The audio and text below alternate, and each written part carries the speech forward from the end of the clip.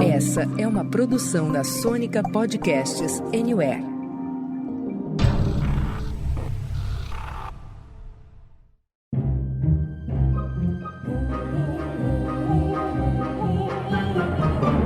Senta, que lá vem spoiler. Olá, olá! Aonde você está? Lavando aquela pia de louça gostosa, tá preso naquele trânsito bacana de dezembro, tá pulando de uma confraternização para outra, como o nosso Rafa, que hoje ia participar com a gente, mas acabou não conseguindo. Enfim, conta pra gente aqui aonde você tá ouvindo esse episódio do SQLVS. Pois saiba que nos próximos 30 ou 40 minutinhos você agora está na companhia agradabilíssima do Senta que lá vem spoiler. A sua dose semanal de spoilers de filmes, séries e tudo mais da indústria do entretenimento.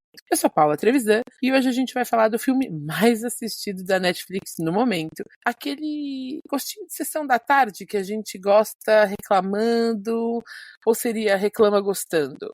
Vamos ver. Lari, conta aí para os nossos ouvintes qual o tema do programa de hoje. Oi, Paulinha! Tô felizona de gravar aqui contigo sobre esse filme que vou te dizer que as sessões da tarde duvidosas às vezes me arrancaram mais sorrisos, viu?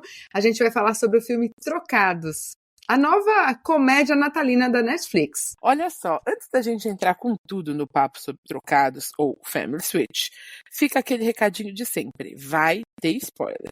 Mas a gente vai te avisar antes de começar, combinado? Norbinha, solta o trailer enquanto a gente faz os últimos ajustes aqui na pautinha. What are you doing in my bed? You're in my bed. Why am I in your bed, Mom? What is happening? That's me. CT? Mom? Wyatt? Dad. This is a situation that has never happened before. I'm 17 again. I'm 13 going on 30. So freaky. What's wrong with Pickles? What's going on with Miles? Pickles is Miles. What's my age again?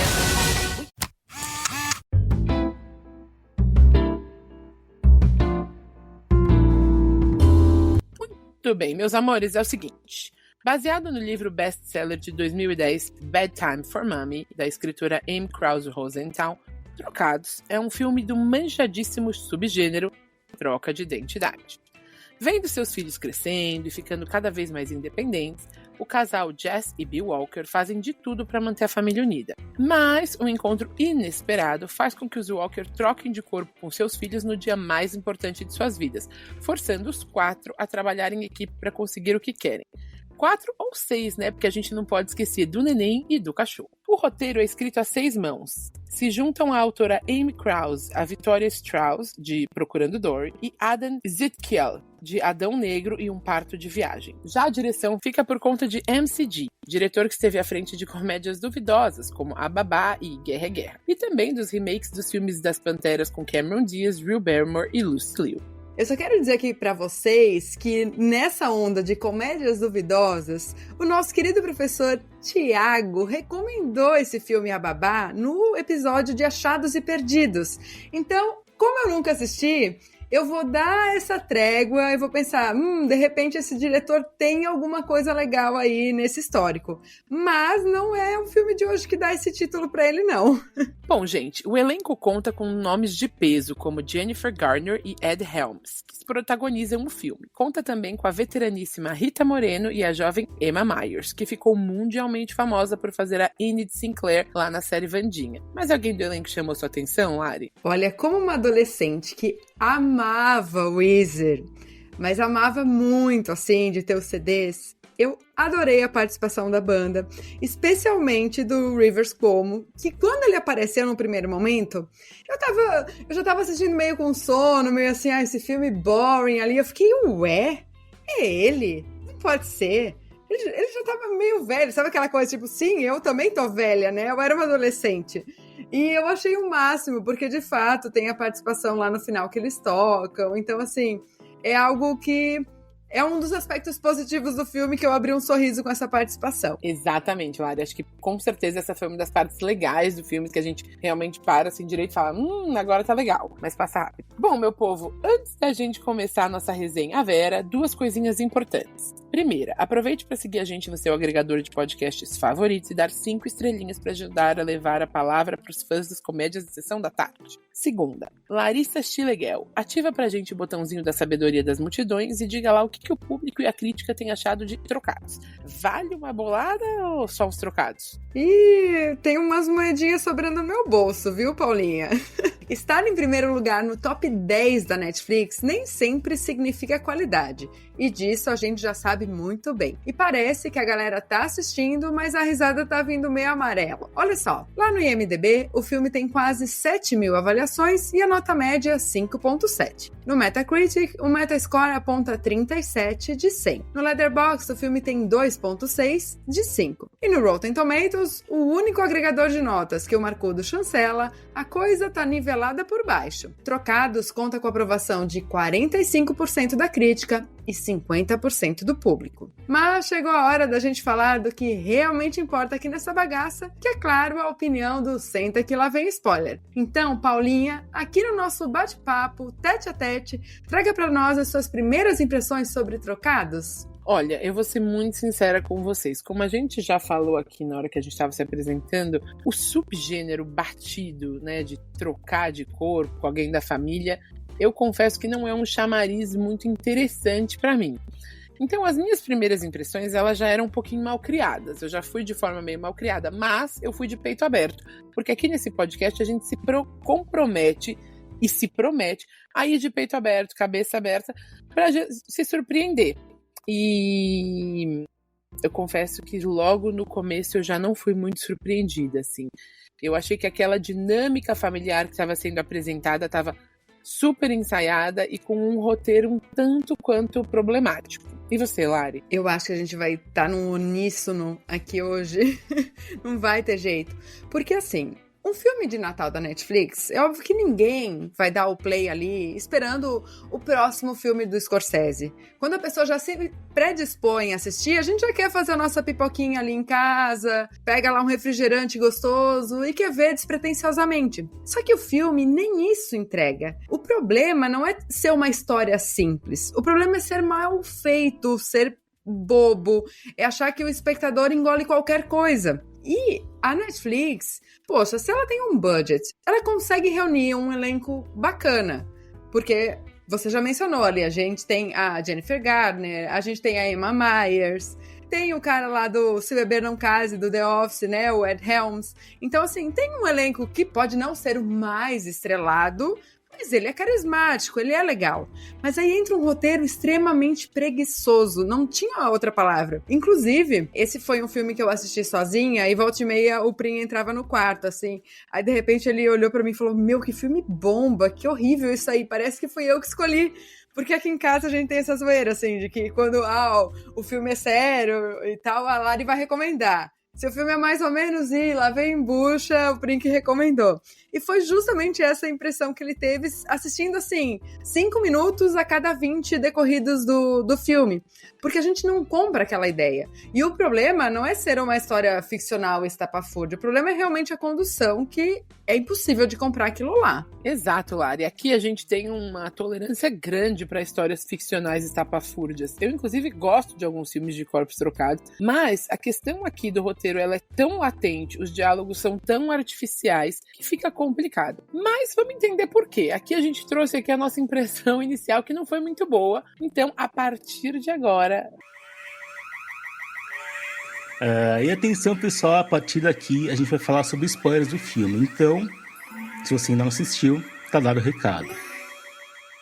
Lari, já com os spoilers 100% liberados, eu quero saber o que você achou das escolhas de roteiro e direção, porque você já falou um pouquinho do elenco, mas e o resto? Eu também queria te pedir para trazer um pouco dos detalhes do filme. Você falou que, de uma forma geral, não gostou, mas o que ele teve de tão problemático? O que foi, assim, o pior do filme? E se ele teve aspectos positivos, quais foram? Por fim, eu vou pedir para você abordar uma questão que o Sansa me fez mais cedo. Trocados, pode ser colocado no gênero comédia natalina? Olha, eu vou começar de trás pra frente, então, porque tem bastante coisa pra gente descascar aí nessa cebola. Pra ser um filme de Natal, pra mim a primeira coisa é um filme de deixar o coração quentinho.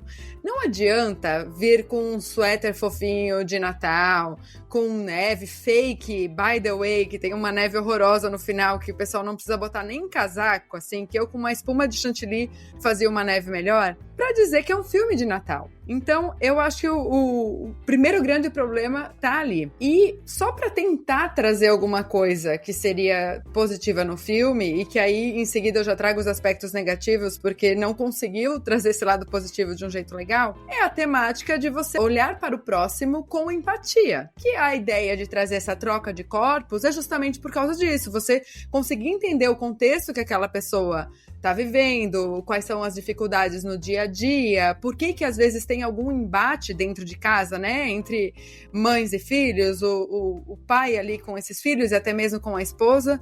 Então, como temática, é interessante, não vou dizer que não. O problema é a conduta disso, é utilizar tudo como um facilitador ali para dizer que eles estão se dando melhor, mas no filme aquilo que a gente assiste é um monte de ponta sem nó. É algo que não desata de verdade, é algo que não se resolve. São situações que acontecem ali e que a gente não vê de fato um entrosamento entre essa família. São situações episódicas tentando trazer o riso, mas que são assim de uma comédia pastelão sem fim. Claro, eu acho que o ouvinte tem que saber, desde já que eu e você adoramos filmes natalinos. A gente tá aqui muito como fã e não como hater de filmes natalinos. E como você falou, o que é um filme natalino? O que é o gênero filme natalino? É o filme que dá quentinho no coração. Quando a gente pensa em filme natalino, é o gênero que dá quentinho no coração. Claro, hoje a gente expande essa denominação, mas inicialmente é isso.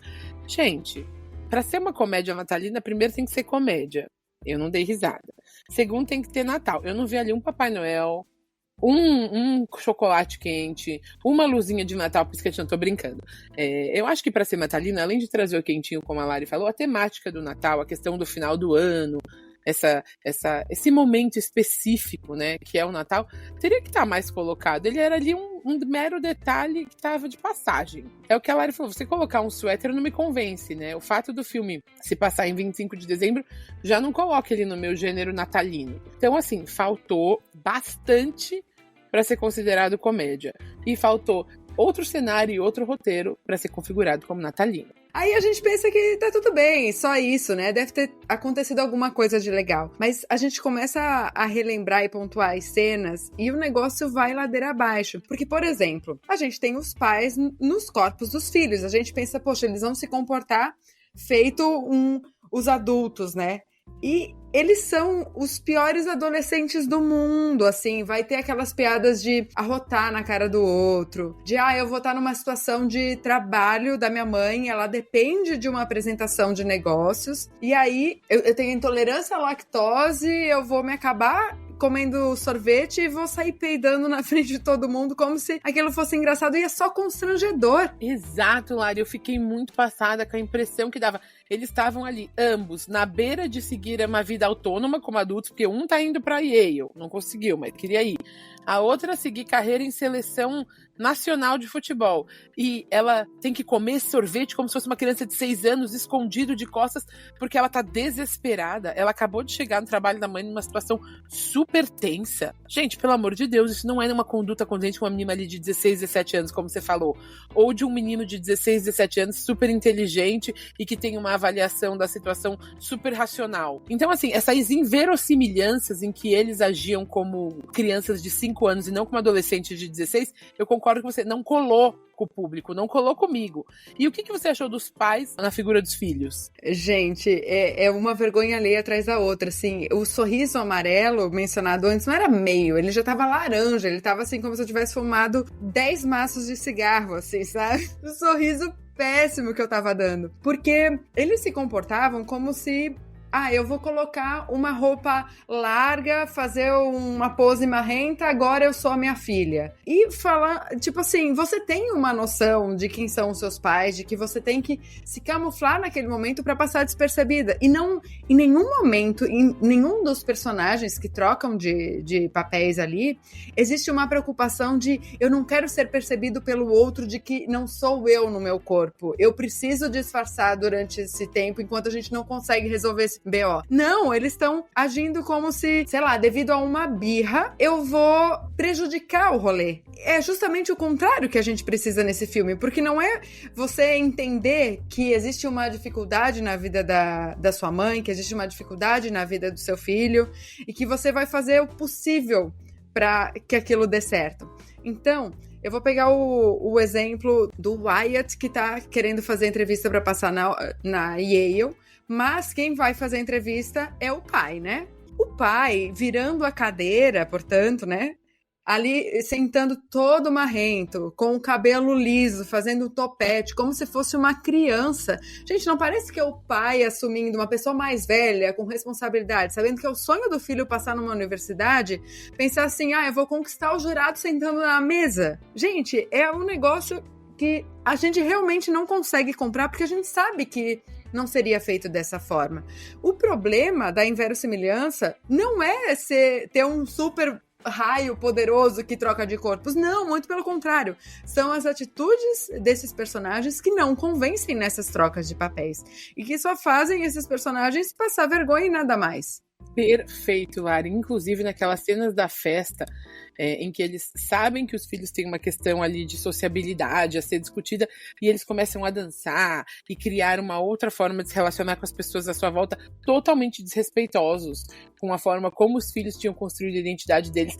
Novamente, como você falou, é muito inverossímil. Mas como aqui o tópico era falar do que era bom e do que era ruim, eu preciso trazer com muito cuidado que eu não achei tão ruim quanto essas cenas que a gente falou, as cenas nas quais o vizinho tá tomando conta do Pickles, que é o cachorro, e do Miles, que é o neném, que estão ali na figura de personagens trocados também. Achei criativo. Paulinha do céu, eu não tô acreditando nisso, mas eu acho que é excelente que você tenha se divertido nessas cenas, porque eu estava simplesmente incrédula com a qualidade péssima do CGI. Eu nunca vi uma imagem criada por computador tão horrível na minha vida, que parecia tipo um filme dos anos 80, assim. Tava ruim demais, assim. Eu fiquei... Gente, é um cachorro engatinhando... Na verdade, é um bebê, né? Engatinhando, correndo como se fosse um cachorro e saltando de um lugar pro outro. Eu tava assim, gente, eu não tô acreditando que eles resolveram trocar esses personagens pra entregar esse tipo de cena. Mas aí você curtiu, né? Então eu preciso dar uma trégua. É assim, o CGI tava péssimo. Me lembrou um pouco Chuck ali na década de 80. Mas a cena do cachorrinho no pinico, eu preciso dizer que eu dei uma risada. Foi leve, mas aconteceu. Então valeu. Se rolou uma risada, eu vou perdoar. Mas assim, teve um momento que tava o vizinho sentado com um em cada braço, assim, no colo. E você vê como se tivesse aquela tela verde no fundo, assim, de série, de, sei lá, eu tô assistindo How I Met Your Mother, ou qualquer série que utilizava o chroma key, e eu só pensava, eu não tô acreditando que isso tá acontecendo. Fora as cenas que os personagens, tipo pai e mãe, invertiam quem era o filho e quem era o cachorro, assim. E às vezes ficava largado o bebê de verdade, que era o cachorro, né? Muito, e o cachorro no colo, tipo... Muito. Naquela cena final que eles vão deitar no sofá antes de trocarem de fato de corpo, eles estão com o bebê no colo. Mas é o cachorro. É o cachorro. Nem de fato que é o cachorro, tá meio largado ali atrás.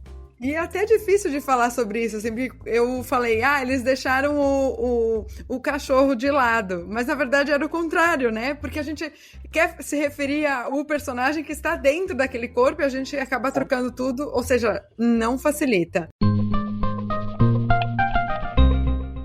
E Lari, antes da gente ir aqui para as notinhas, eu acho legal a gente debater um pouco essa premissa batida, que é a troca de corpos nos filmes e séries. Citando de passagem algumas produções, a gente lembra de Quero Ser Grande, De Repente 30, com também Jennifer Garner, Professor Aloprado, Garota Veneno, Sexta-feira Muito Louca, 17 Outra Vez, os novos Jumanji com o The Rock, as animações Valente, Soul, Irmão Urso e A Princesa e o Sapo, e claro, o nosso nacional Se Eu Fosse Você com Glória Pires e Tony Ramos.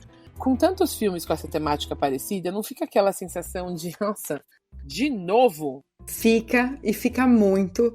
O que, de um modo geral, é um problema que existe na indústria hollywoodiana, indústria do entretenimento e cinematográfica como um todo. Então, eu nem enxergo como simplesmente, é um problema nesse tipo de filme. O problema são as soluções preguiçosas que esse formato traz.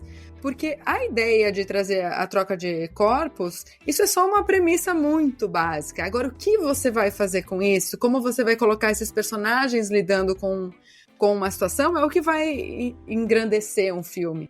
Porque, de um modo geral, tudo que a gente assiste não deixa de ser um recorte, um copia e cola com algumas adaptações daquilo que já foi feito na história do cinema, né? A gente traz atualizações do contexto sociocultural que a gente vive, mas as histórias que a gente conta, todas elas já foram contadas de alguma forma, né? Mas o que eu destaco desse jeito do como, né? A forma como se apresenta essa narrativa de um jeito preguiçoso é quando, por exemplo, trazendo o filme, né, Trocados, que a gente está mencionando, a filha que se sente desvalorizada pela mãe, que não valoriza ela jogando futebol e tudo mais, quando ela tá nos papéis trocados, vem a colega de trabalho da mãe dela e diz: nossa, a sua mãe já mostrou muitos vídeos pra gente da filha jogando. Na verdade, ela tá falando pra própria personagem, né? Ela não tá conversando com a filha. Eu sei que a sua filha joga bola, você já mostrou isso pra gente várias vezes. Ou seja, a gente, enquanto espectador, a gente não tá vendo esse amor da mãe construído. Simplesmente uma personagem secundária tá afirmando isso e a gente não vê essa paixão e esse respeito da filha pela mãe no filme. Então, o problema não é a história que se repete. O problema realmente é esse roteiro que não se esforça para realmente apresentar esse contexto do personagem que está do outro lado e que até então não conhece o dia a dia e o cotidiano desse outro lado e que a gente continua sem ver depois de assistir 1h e 45 minutos do filme. Não poderia concordar mais com você, Lari. A impressão que dá o tempo inteiro é que os pais são descolados da realidade dos filhos e eles seguem fazendo o que eles bem entendem, independente da realidade dos filhos. E o problema para essa temática, quando a gente fala de trocar de corpos, quer dizer, então, que só pode existir empatia se eu viver no seu corpo. Do contrário, através de comunicação, isso é impossível. Porque a gente sabe aonde esses filmes vão dar. A gente já sabe aonde eles querem chegar. E como você mesmo mencionou, tudo bem, isso não é problemático. Todas as vezes que a gente dá um play num filme natalino, tirando um outro, que a gente vai trazer algumas dicas aqui ainda, a gente sabe mais ou menos o que esperar. A questão é, quando é bem executado, a gente é capaz de curtir o mesmo filme 30 vezes. Tem filme que eu vou trazer aqui como dica que eu acho que eu já vi mais de 10 vezes. Acho que Forrest Gump eu vi umas 15, e eu curto toda vez, porque o filme bem executado, a gente enche os olhos. Então assim, você quer trazer uma temática batida? Traga, mas aí você tem na mão a bucha de fazer ainda mais bem feito. O próprio De Repente 30 é um ótimo filme de troca de corpos. Por quê? Porque ele é muito bem executado, a gente de fato sente a angústia da personagem que tinha 13 anos naquele corpo de uma mulher de 30. As cenas da Jennifer Garner tentando entender aquele universo de uma mulher de 30 anos que não tem nada a ver com o dela. E eu acho que fica ainda mais legal justamente porque a gente sabe que a Jennifer Garner sabe fazer isso muito bem. Então quando a gente vem pra esse filme aqui e vê esse resultado, você fala, acho que não é nenhum problema de atuação. É como você falou, é um problema de roteiro, os diálogos estão muito fracos, as situações são muito infantilizadas, a comédia é pastelão, e não é um pastelão bem feito, porque também pode ter pastelão bem feito. E o grande problema da temática batida é essa, a gente acaba comparando. E outra coisa que eu fiquei pensando aqui enquanto você ia falando, é que quando a gente assiste um filme, a gente precisa ver algo que está em jogo para aqueles personagens. Em nenhum momento o filme nos coloca com medo do tipo, será que eles não vão conseguir voltar para os seus corpos reais? Será que realmente ela não vai conseguir ser a jogadora que ela tanto almeja? Ou a mãe conseguiu o cargo? Porque a gente não tá se importando nem com esses personagens, nem que realmente isso que eles vivenciam está em risco. A gente já sabe exatamente para onde o filme está caminhando, como vai acabar. Só que o que até aí tudo bem. Só que se a gente não se preocupa, não gera uma ansiedade, um friozinho na barriga, de nada adianta. Eu vou pegar, inclusive, de novo a cena que você mencionou de cozinhar, né? Que os filhos têm que cozinhar e estão desesperados, eles vão simplesmente sujar a cozinha toda.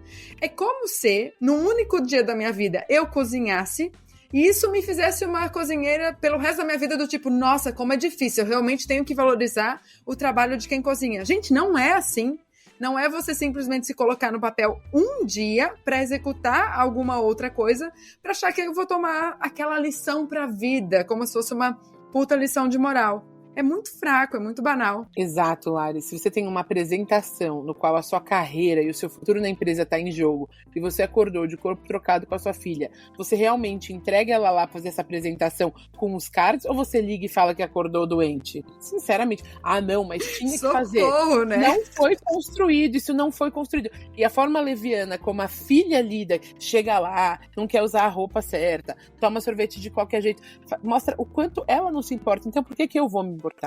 A gente não se conecta com os personagens. E quando a gente não se conecta com o que está acontecendo na tela, o resultado é um filme desastroso, porque ele não vai para lugar nenhum. Emocionalmente falando, é o que é o que você vem trazendo. É um filme, se a gente for parar para pensar, de menos de 2 horas, e você teve que pausar 2 vezes para assistir para não cair de sono. Vamos ser sinceros, que a Lari me contou, tá? Aqui a gente trabalha com a verdade. Verdade verdadeira. E eu também. É um filme que é difícil chegar no final. Exato. A gente já esqueceu das partes boas, se é que elas existem em profusão, e das partes ruins a gente tá aqui lembrando pra trazer pra vocês, mas assim, semana que vem a gente não vai mais lembrar. Porque houve uma falha muito grande em criar a conexão com a gente. E filme natalino é totalmente sobre conexão. Ou a gente compra aquele milagre de Natal, né? Porque afinal de contas a gente tá falando que... Lari, quantos anos você tem? A mesma que a sua, 36. 36. A gente tem 36 anos. Eu tenho certeza, se eu perguntar pra Lari o filme favorito dela e ela o meu, a gente vê há 30 anos o mesmo filme, com uma temática também, às vezes, bem inverossímil. Por exemplo, você tá em Nova York, esquecido em casa, não sei, vamos ver. Ai, maravilhoso. Assim, a gente compra essa temática. Por quê? Porque faz sentido. Faz muito. Eu tava pensando aqui, Paulinha, nessa coisa de filme de Natal, o que precisa realmente ter. E pra mim, desconectando até um pouco de necessidade de estilo, de história, mas aquela mensagem de que a gente desliga o filme e você quer mandar mensagem pra alguém dizendo que ama e o porquê que aquela pessoa é importante pra você. Cara, filme de Natal gostoso é isso. Exato, Lari. O mundo tá pegando fogo, a gente sabe que tem muitos problemas e que a gente não pode se desligar deles o tempo inteiro. Mas quando entra dezembro, que todo mundo começa a decorar as coisas, que a gente começa a planejar as confraternizações, que as sextas-feiras parecem um pouquinho mais longas porque a gente sai um pouco mais cedo do trabalho, o clima natalino entra, aquelas músicas que nem tem tradição. Por exemplo, a gente tá aqui no Brasil, nem tem tradição no Brasil, mas a gente ouve elas mesmo assim. Isso tudo faz com que a gente entre no modo, como você falou, no modo Natal. E é isso que a gente espera que o filme traga pra gente. Você disse tudo, é querer desligar e dizer pra alguém que a gente ama. E não é por nada não, Paulinha, mas eu tenho certeza que você tem um filme na ponta da língua que traz exatamente essa mensagem. Diz aí. Olha... Eu tenho vários. Aqui, como eu já disse, a gente é fã de filme de Natal. Então eu resolvi trazer 3 filmes pra vocês hoje. Se vocês verem o nosso episódio de Natal do ano passado, tem mais dicas. A gente vai colocar mais dicas no feed. Mas eu não podia deixar de trazer o meu filme favorito, que é Simplesmente Amor, ou em inglês, Love Actually, que tem o Hugh Grant, que tem o nosso Rodrigo Santoro, que tem uma série de atores e atrizes famosos, porque na verdade a gente vai ver um monte de histórias que se conectam e que fazem todo sentido ali na noite de Natal. Eu recomendo que vocês deem o play. Tá disponível no Amazon Prime Video. Por favor, só me agradeçam. Mari, posso dar mais 2 rapidinho? Com certeza. Olha, eu queria trazer aqui o Grinch, que também tá disponível na Amazon, e eu acho que é sempre bom pra gente falar de empatia, de uma outra forma. Tentar entender o olhar do outro também de uma outra forma. Natal é Natal pra todo mundo, até pra quem tá azedo, até pra quem tá amargo, até pra quem não tá bem. Enfim, acho que o Grinch, ele traz um pouco essa mensagem pra gente. E por fim, eu queria trazer uma dica não tão comum. Eu queria trazer um filme de terror natalino. Sim, gente, e é terror mesmo, tá? Eu queria falar do filme Natal Sangrento. A versão de 2019 tá disponível lá no Prime Video. Já adianto que é um slasher. E eu vou contar brevemente aqui uma historinha, porque o filme original de 1984, ele entrou em cartaz, fez um super sucesso, mas foi tirado 6 dias depois por pressão de uma ala da sociedade, que achava um absurdo ter um Papai Noel que matava as pessoas ali perto da noite de Natal. Inclusive, o filme foi lançado no mesmo dia que A Hora do Pesadelo e superou as bilheterias naquela semana. A questão é que ele teve que ser tirado de cartaz e A Hora do Pesadelo ficou mais de um ano nos cinemas. Então, por conta disso, que teve muito mais sucesso. É difícil achar esse filme de 1984. Rola um boato, mas é só boato, que uma marca famosa de refrigerante que utiliza ali o Papai Noel nas suas propagandas e um ursinho pediu para tirar os filmes do cinema, já que um Papai Noel assassino era uma coisa muito chocante, não ortodoxa, mas a gente nunca vai saber se é verdade. Gente, essa história de 3 minutinhos que a Paulinha contou agora já é melhor do que todo filme Trocados. Isso é muito bom. Eu desconheci essa história e eu tava aqui rindo muito, porque eu achei sensacional. Eu nunca vi o filme, eu desconheci isso aí tudo e achei incrível, tá? Se esse filme aparecer na minha frente, eu dou play, mesmo não sendo fã de filmes de terror slasher, pra dar uma risada, eu entraria na onda. E já aproveito a deixa pra dizer que um filme que eu amo assistir nessa época do ano, e que eu assisto um pouquinho antes, justamente pra pegar o término do Halloween e já começar a entrar no clima do Natal, é O Estranho Mundo de Jack, que é uma animação com a técnica em stop motion, produzida pelo Tim Burton, lá da Disney, e que é o máximo, porque o Jack, que é o cara responsável por aterrorizar as pessoas, por ele ser o dono do Halloween, descobre o Natal, se apaixona por ele, sequestra o Papai Noel e quer dominar com essa cara de Halloween aí o Natal e acaba estragando o Natal de muita gente. É divertidíssimo, tem umas músicas incríveis, eu amo e super entro no clima. Porque, afinal, eu também gosto de sair do Halloween e já começar a decorar a casa, tá? Pra mim não tem essa de, só dezembro. Eu já passo novembro com a casa em clima de Natal. A Paulinha já falou sobre estar esquecida em Nova York e tudo mais. Eu sou fãzaça de Esqueceram de Mim, o 1 e o 2, os dois com Macaulay Culkin. Eu assisto todo ano, não perco um, porque eu dou muita risada, me traz muita nostalgia, parece que eu realmente volto pra infância. E todas as vezes eu penso, caraca, como esse filme é realmente bom. Não era porque eu era criança e gostava, é porque realmente é um filme excelente. E também um filme que até tem uma premissa semelhante com essa coisa de trocar não de corpos, né, mas de casas e lugares onde você mora para poder trazer uma outra realidade e um outro respiro para as nossas próprias vidas, é O Amor Não Tira Férias, que é uma comédia romântica super gostosinha, que se passa durante o período natalino, que traz todo esse conforto e quentinho no coração que a gente mencionou e que, portanto, é um filme muito mais interessante do que o que a gente tá aqui falando hoje. E eu só vou fazer um adendo aqui, tá, gente? Pra quem ouviu. Não é que o filme Natal Sangrento de 2019 é o mesmo de 1984. É porque de lá pra cá, vários foram feitos. Inclusive tem Natal Sangrento 1, 2, 3, 4, 5. São histórias diferentes. Mas já que fica difícil achar a versão de 84, podemos assistir essa diferente de 2019. Chegou a hora de dar as nossas notinhas por aqui. Eu quero saber, de 0 a 100, quantas poltronas amarelas, Lari, você vai dar para Trocados, que tá esperando todo mundo na Netflix. Chegou o momento que eu vou dar a nota mais baixa que eu já dei na história do SQLVS. Eu vou dar 15 poltronas amarelas para esse filme, que é uma bucha, não recomendo para ninguém, que nem a presença do Weezer conseguiu salvar o rolê. Olha, Lari, eu não vou conseguir ficar muito distante disso. Eu tinha anotado aqui uma quantidade de poltronas, mas gravando o nosso podcast, eu percebi o quanto a Netflix foi preguiçosa e problemática na hora de trazer esse filme pra gente. Portanto, eu vou deixar aqui Trocados com 26 poltronas amarelas. Trocados fica então com 21 poltronas amarelas. Norba, solta aquela música de bomba, de quem não só não passou de ano, como vai ter que fazer todas as matérias várias vezes.